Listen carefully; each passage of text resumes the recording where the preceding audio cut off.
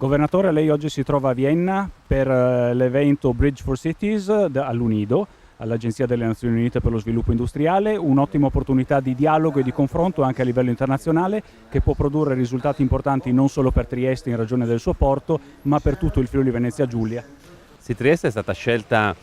come città simbolo e come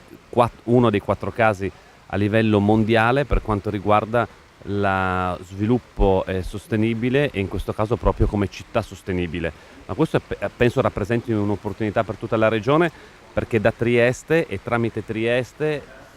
possono partire tutti quei collegamenti di carattere internazionale che possono portare sviluppo. Pensiamo a tutti gli interporti collegati al porto di Trieste,